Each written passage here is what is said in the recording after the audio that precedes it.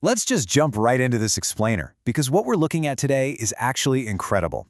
At first glance, a story about a little bear waiting for his dad to get back from a fishing trip, it seems like standard, super simple storytelling. But when we really dig into the source material, it maps the cognitive and emotional milestones of early childhood absolutely perfectly. We're going to break down how excitement, the need for routine, and just a totally runaway imagination all crash into each other. You know that bounding curiosity kids have about the adult world? This moment hits the nail right on the head. Little Bear asks, "Can I see the sunrise just like Father Bear?" He knows his dad is out on the ocean seeing the sunrise, and his immediate gut instinct is to bridge that physical distance by sharing the exact same experience. It's not just about, wanting to stay up late and break the rules. It's really a deep psychological desire for connection with a parent who's far away. But as you'll see, that super sweet desire for connection, it quickly spirals into something entirely different. So, what does this all mean? How does a simple maybe turn into an absolute certainty about a mermaid? That's the question guiding us today as we track a child's path from innocent curiosity straight into the wild, compounding power of imagination and social influence. Which brings us to our first theme, bedtime and bounding curiosity. Okay, so Mother Bear is just trying to get Little Bear to sleep. We've all been there, right? But his anticipation of his dad coming home acts like this massive, hilarious roadblock. It's just a relentless escalation. First, he claims he's thirsty. Classic move. Then, suddenly it's way too hot. Next, he gets quote-unquote scared by the cat who's literally just wandering around in the dark. But step 4 is absolutely my favorite. Out of nowhere, he yells that he needs a lifesaver because he was pretending to be on a boat like his dad and the waves were just too big. He even tries to brush it off by claiming he must have been sleepwalking. It's a total masterclass in delay tactics, driven completely by separation anxiety and the raw excitement of what tomorrow might bring. Moving on to theme 2, routine amidst anticipation. So, the next morning rolls around, and the anxiety of all that anticipation really sets in. But pay attention to how Mother Bear handles it. She uses highly specific, comforting details to ground his wandering mind. When he stays up and asks where his father sleeps out on the ocean, she doesn't just brush it off with, "Oh, on the boat." No, she tells him Father Bear sleeps in a warm cabin under a red and blue checked quilt with a picture of Little Bear right there on the nightstand. She gives him these tangible, anchoring details so his racing imagination has a safe, secure place to land. It's brilliant parenting, honestly. And we see this grounding effect keep playing out as the day goes on. The reality of daily chores really helps channel all that excited energy. Little Bear is practically bursting with anticipation and wants to take his bath right there in a muddy puddle. But Mother Bear steps in and redirects that chaotic energy toward a productive goal. She has him get clean with a real bar of soap, washing behind his ears, also he looks nice for his dad. The routine acts like an anchor in the storm of his excitement. All right, let's look at theme 3, the imagination telephone game.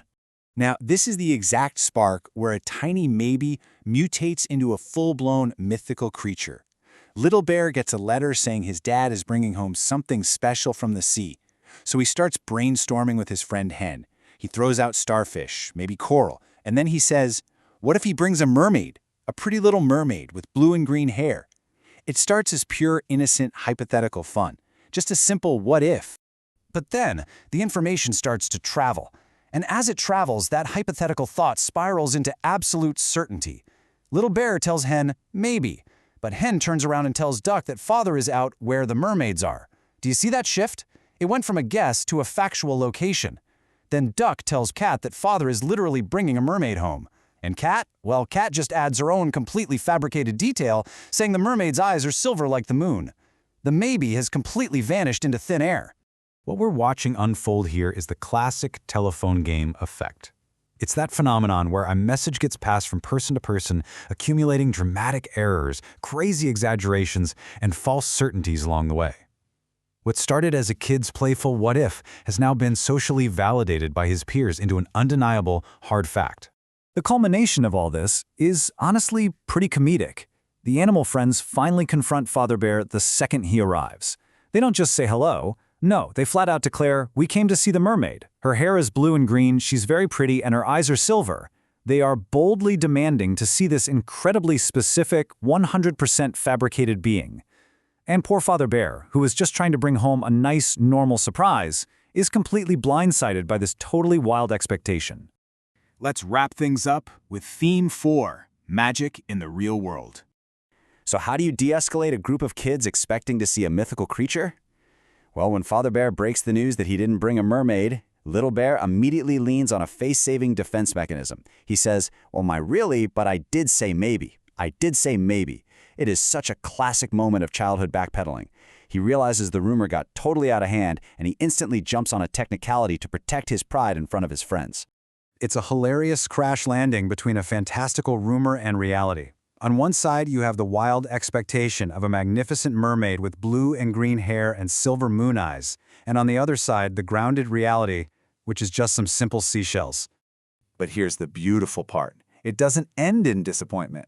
Father Bear brings out these seashells and tells the kids to listen to them. He says you can truly hear the ocean inside them. And then he just masterfully validates their imagination by adding, maybe you can hear mermaids too. He doesn't crush their magical thinking at all. He simply transfers it. He suggests that the magic of the mermaids still exists right there, living within the tangible, real-world seashells. It's such a profound lesson, honestly, and not just for kids, but for all of us. As we wrap up this explainer, I want to leave you with a thought. How do you find magic in your everyday routines? Think about how we can all take a mundane, everyday, seashell moment, whether that's your morning commute, washing the dishes, or just a simple conversation, and infuse it with a little bit of that mermaid magic. What is your seashell? And are you listening closely enough to hear the ocean inside it? Keep that in mind as you go about your day. Thanks for exploring this with me.